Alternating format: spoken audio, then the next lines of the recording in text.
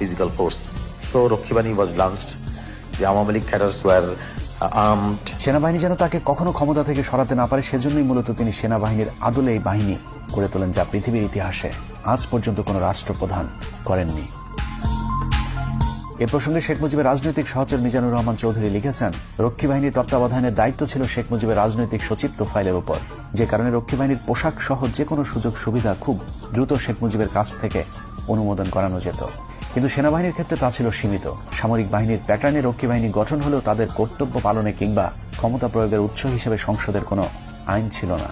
এক পর্যায়ে রক্ষী বাহিনীকে আইন শৃঙ্খলা রক্ষায় পুলিশের মতো দায়িত্ব দেওয়া হয়, বিশেষ করে জাসদ কিংবা চীনপন্থীদের অর্থাৎ ভারত বিরোধীদের দমন করার জন্য নামানো হয়। কিন্তু এ কাজে গিয়ে তারা যে বাড়াবাড়ি করে তাতে জনগণের কাছে আতঙ্কের এক মূর্ত প্রতীক হয়ে দাঁড়িয়েছিল রক্ষী বাহিনী। পাশাপাশি সেনাবাহিনীরও হিংসার পাত্র হয়ে দাঁড়ায়। কেউ কেউ এমন কথা বলেছে যে এর চেয়ে পাকিস্তান আমলই তো ভালো ছিল। সশস্ত্র রক্ষী বাহিনীর এসব সন্ত্রাসী কার্যকলাপকে প্রতিহত করতেই সশস্ত্র জাসদ গণবাহিনী প্রতিষ্ঠা অনিবার্য হয়ে পড়েছিল।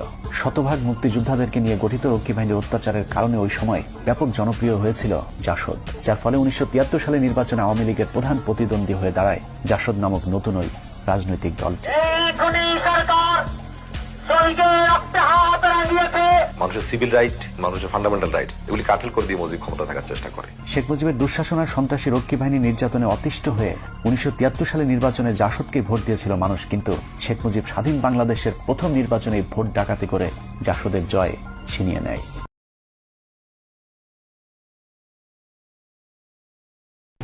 মতিয়া চৌধুরী যেভাবে বঙ্গবন্ধুর চামড়া দিয়ে ডুগডুগি বাজাতে চেয়েছে, জুতা বানাতে চেয়েছে, ওটা আমি শুনছি, আমার গায়ে লাগে, বুকে লাগে।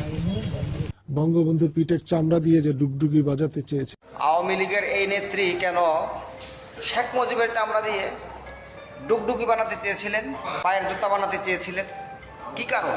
শেখ মুজিব রক্ষী বাহিনী কেন গঠন করেছিলেন?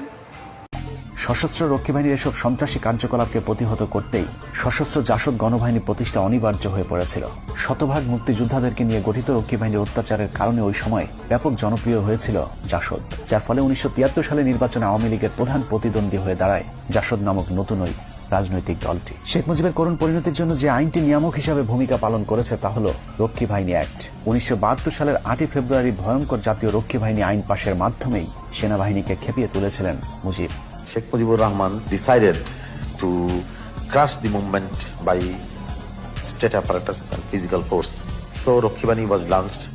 The Awami League cadres were armed. সেনাবাহিনী যেন তাকে কখনো ক্ষমতা থেকে সরাতে না পারে, সেজন্যই মূলত তিনি সেনাবাহিনীর আদলে এই বাহিনী গড়ে তোলেন, যা পৃথিবীর ইতিহাসে আজ পর্যন্ত কোনো রাষ্ট্রপ্রধান করেননি। এ প্রসঙ্গে শেখ মুজিবের রাজনৈতিক সহচর মিজানুর রহমান চৌধুরী লিখেছেন, রক্ষী বাহিনীর তত্ত্বাবধানের দায়িত্ব ছিল শেখ মুজিবের রাজনৈতিক সচিব তোফায়েলের উপর, যে কারণে রক্ষী বাহিনীর পোশাক সহ যে কোনো সুযোগ সুবিধা খুব দ্রুত শেখ মুজিবের কাছ থেকে অনুমোদন করানো যেত। কিন্তু সেনাবাহিনীর ক্ষেত্রে তা ছিল সীমিত। সামরিক বাহিনীর প্যাটার্নে রক্ষী বাহিনী গঠন হলেও তাদের কর্তব্য পালনে কিংবা ক্ষমতা প্রয়োগের উৎস হিসেবে সংসদের কোনো আইন ছিল না।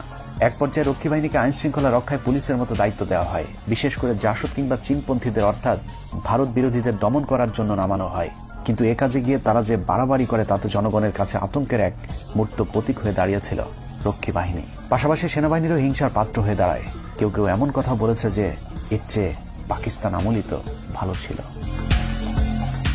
সশস্ত্র রক্ষী বাহিনীর এসব সন্ত্রাসী কার্যকলাপকে প্রতিহত করতেই সশস্ত্র জাসদ গণবাহিনী প্রতিষ্ঠা অনিবার্য হয়ে পড়েছিল। শতভাগ মুক্তিযোদ্ধাদেরকে নিয়ে গঠিত রক্ষী বাহিনীর অত্যাচারের কারণে ওই সময় ব্যাপক জনপ্রিয় হয়েছিল জাসদ, যার ফলে 1973 সালে নির্বাচনে আওয়ামী লীগের প্রধান প্রতিদ্বন্দ্বী হয়ে দাঁড়ায় জাসদ নামক নতুন ওই রাজনৈতিক দলটি। মানুষের সিভিল রাইট, মানুষের ফান্ডামেন্টাল রাইটস, এগুলি কাটেল করে দিয়ে মুজিব ক্ষমতা থাকার চেষ্টা করে। শেখ মুজিবের দুঃশাসন আর সন্ত্রাসী রক্ষী বাহিনী নির্যাতনে অতিষ্ঠ হয়ে 1973 সালে নির্বাচনে জাসদকে ভোট দিয়েছিল মানুষ, কিন্তু শেখ মুজিব স্বাধীন বাংলাদেশের প্রথম নির্বাচনে ভোট ডাকাতি করে জাসদের জয় ছিনিয়ে নেয়। মতিয়া চৌধুরী যেভাবে বঙ্গবন্ধুর চামড়া দিয়ে ডুগডুগি বাজাতে চেয়েছে, জুতা বানাতে চেয়েছে, ওটা আমি শুনছি, আমার গায়ে লাগে, বুকে লাগে। বঙ্গবন্ধুর পিঠের চামড়া দিয়ে যে ডুগডুগি বাজাতে চেয়েছে। আওয়ামী লীগের এই নেত্রী কেন শেখ মুজিবের চামড়া দিয়ে ডুগডুগি বানাতে চেয়েছিলেন, পায়ের জুতা বানাতে চেয়েছিলেন। কি কারণ? শেখ মুজিব রক্ষী বাহিনী কেন গঠন করেছিলেন? সশস্ত্র রক্ষী বাহিনীর এসব সন্ত্রাসী কার্যকলাপকে প্রতিহত করতেই সশস্ত্র জাসদ গণবাহিনী প্রতিষ্ঠা অনিবার্য হয়ে পড়েছিল। শতভাগ মুক্তিযোদ্ধাদেরকে নিয়ে গঠিত রক্ষী বাহিনীর অত্যাচারের কারণে ওই সময় ব্যাপক জনপ্রিয় হয়েছিল জাসদ, যার ফলে 1973 সালে নির্বাচনে আওয়ামী লীগের প্রধান প্রতিদ্বন্দ্বী হয়ে দাঁড়ায় জাসদ নামক নতুন ওই রাজনৈতিক দলটি। শেখ মুজিবের করুণ পরিণতির জন্য যে আইনটি নিয়ামক হিসাবে ভূমিকা পালন করেছে তা হল রক্ষী বাহিনী অ্যাক্ট। 1972 সালের 8 ফেব্রুয়ারি ভয়ঙ্কর জাতীয় রক্ষী বাহিনী আইন পাশের মাধ্যমেই সেনাবাহিনীকে খেপিয়ে তুলেছিলেন Mujib. Sheikh Mujibur Rahman decided to crush the movement by state apparatus and physical force. So Rakhi Bahini was launched. The Awami League cadres were Sheikh Mujib জানতেনই না যে মুক্তিযুদ্ধ হচ্ছে, নেতৃত্ব দেওয়া তো দূরের কথা। এটা তো জনগণের কোনো বদমাইশি না, এটা তো শেখ মুজিবের বদমাইশি, আওয়ামী লীগের বদমাইশি। ভাসানী ছিলেন একজন জনগণের লোক, শেখ মুজিব তো সেরকম ছিল না। শেখ মুজিব তো মতলববাজ। 71 সালে যখন আক্রমণ হলো তখন তাদের যে শীর্ষ নেতা হতাশ হয়ে বাড়িতে বসে পাকিস্তানের কাছে, সেনাবাহিনীর কাছে আত্মসমর্পণ করেছিলেন। বলা হয় যে আওয়ামী লীগ একটা স্বাধীনতাকামী দল।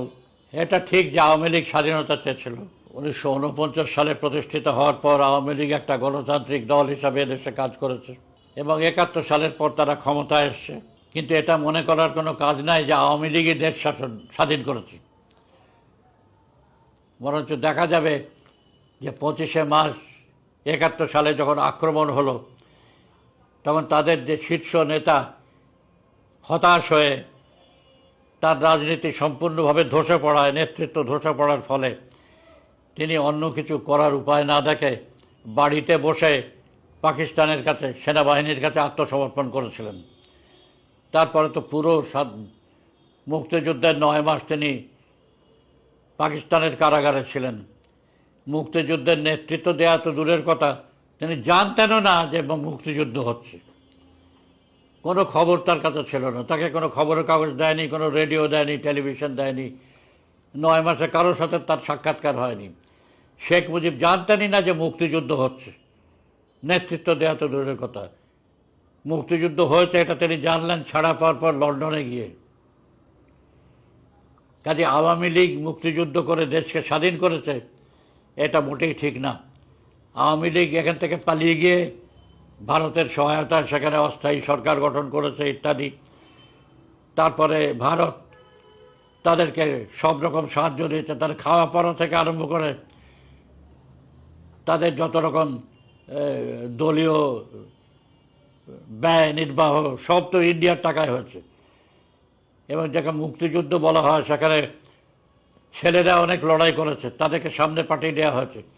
কিন্তু আওয়ামী লীগের লোকজনরা খোদ তারা তো কিছু করেনি। এই যে তোফায়েল আমু থেকে আরম্ভ করে রাজ্জাক, এগুলো তো কোনো লড়াই করেনি। শেখ মুজিবের ভাগ্নেটার কি নাম ছিল যেন, হ্যাঁ, সেও তো কোনো লড়াই করেনি। কিন্তু পরে বড় বড় নেতা হিসাবে তারা এবার লড়াই না করি ভারতের সাহায্যে।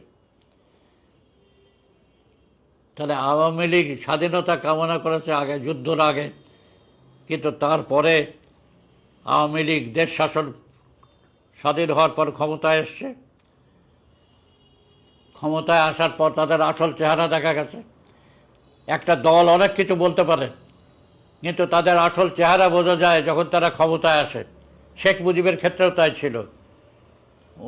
49 সালে আওয়ামী লীগ হওয়ার সময় থেকে তো অনেক কিছু কথা তারা বলে এসছে, অনেক বড় বড় কথা, গণতন্ত্রের কথা, হ্যাঁ, দেশের লোকের খাওয়া পড়ার কথা।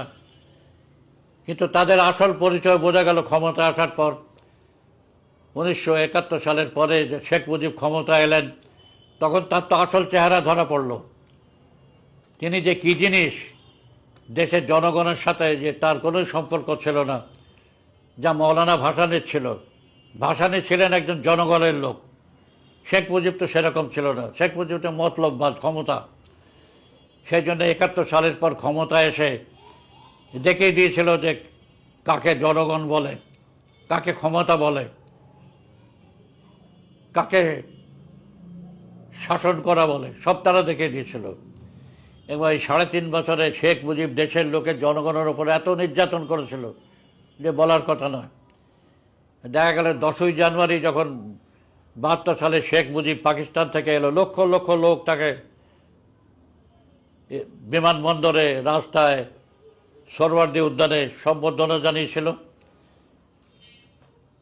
কিন্তু 15ই আগস্ট যখন তাকে মারল, একটা কুকুরও রাস্তায় ডাকেনি।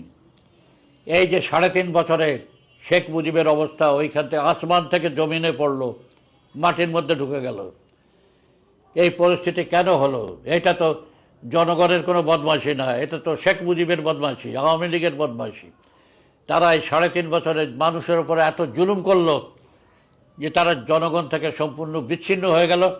এবং যখন তাদেরকে খুন করা হলো, খুন যেই করুক, তাদেরকে যখন খুন করা হলো এবং তাড়িয়ে দেওয়া হলো, তখন জনগণ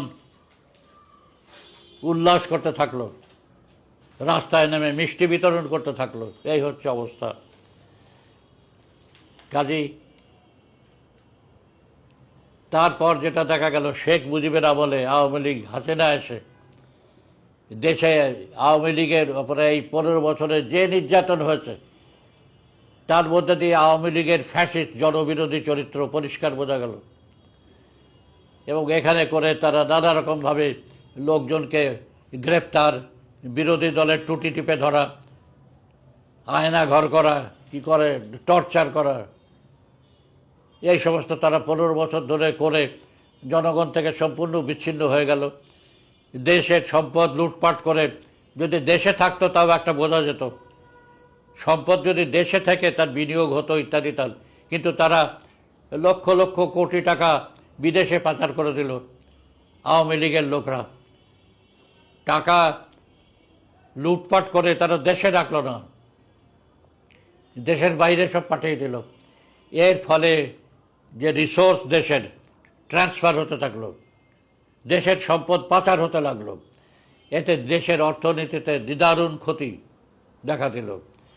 তাই পুরো বছর ধরে শেখ হাসিনার যে রাজত্ব, এখানে দেখা যাবে যে ব্যাপক লুটপাট, চুরি, বড় বড় প্রকল্প, যত বড় প্রকল্প তত চুরি, তত দুর্নীতি। এবং এইসব কারণে প্রয়োজন হলো তাদের নির্যাতনের, এবং জনগণের উপরে এমনভাবে তারা নির্যাতন করলো যে নির্যাতন পাকিস্তানিরা চিন্তাও করতে পারতো না, কোনোদিনও হয়নি, ব্রিটিশ আমলেও হয়নি। যা শেখ মুজিব এবং পরে 15 বছর ধরে শেখ হাসিনার আমলে হয়েছে। এর ফলে তারা দেখা গেল যে কিভাবে উৎখাত হয়ে গেল। 5ই আগস্ট শেখ হাসিনা পালালো। শুধু শেখ হাসিনা পালালো না, আওয়ামী লীগের মন্ত্রী, আওয়ামী লীগের নেতৃত্ব যত ছিল, এমনকি গ্রামাঞ্চল পর্যন্ত আওয়ামী লীগের যে লোকরা ছিল, তারা হাজার হাজার দেশ ছেড়ে পালালো দুনিয়াময়, তাতে বেশিরভাগই ভারতে চলে গেল।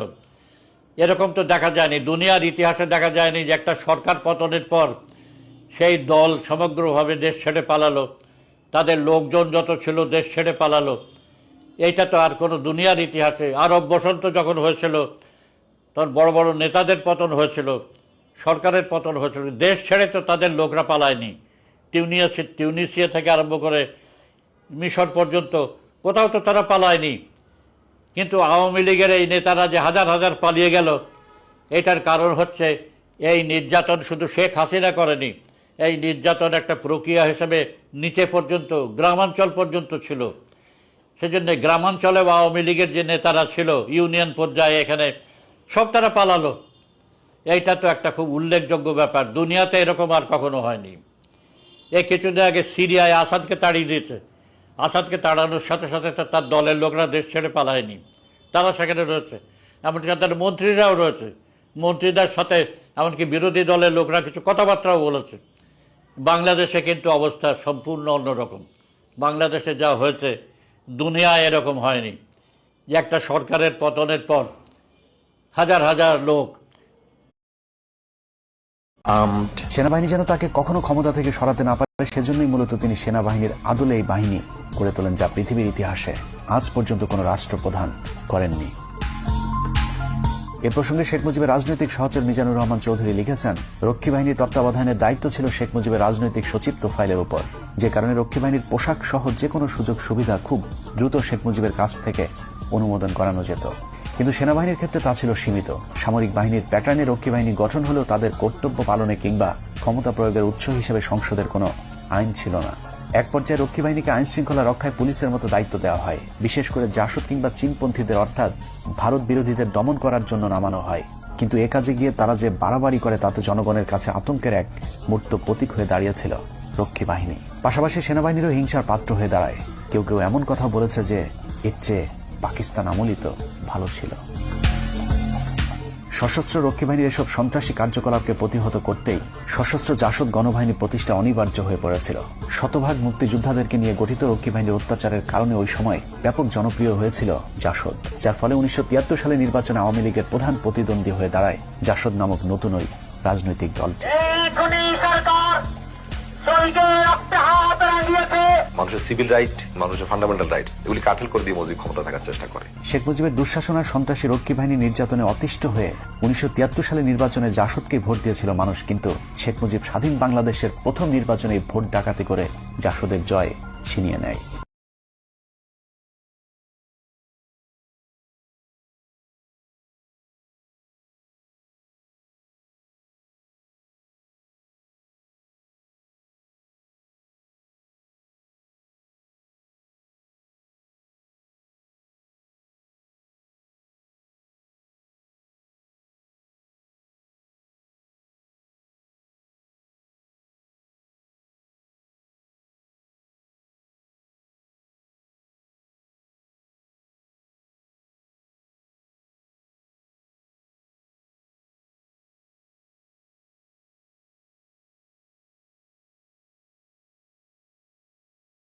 মুসলমান কখনো আওয়ামী লীগ হতে পারে না, আর যারা আওয়ামী লীগ তারা কখনো মুসলমান হতে পারে না। এটা আমি ঘোষণা দিয়েছি। আমি বলছি আল্লাহকে সাক্ষী রেখা মৃত্যুর 1 সেকেন্ড আগ পর্যন্ত আমি আওয়ামী লীগ বিরোধী থাকবো এবং আমি বাংলাদেশের প্রত্যেকটা সুস্থ মস্তিষ্ক করতে বলবো, ভাই যার মস্তিষ্কে ক্যান্সার হয়েছে শুধুমাত্র ওই ব্যক্তি আওয়ামী লীগ করবে।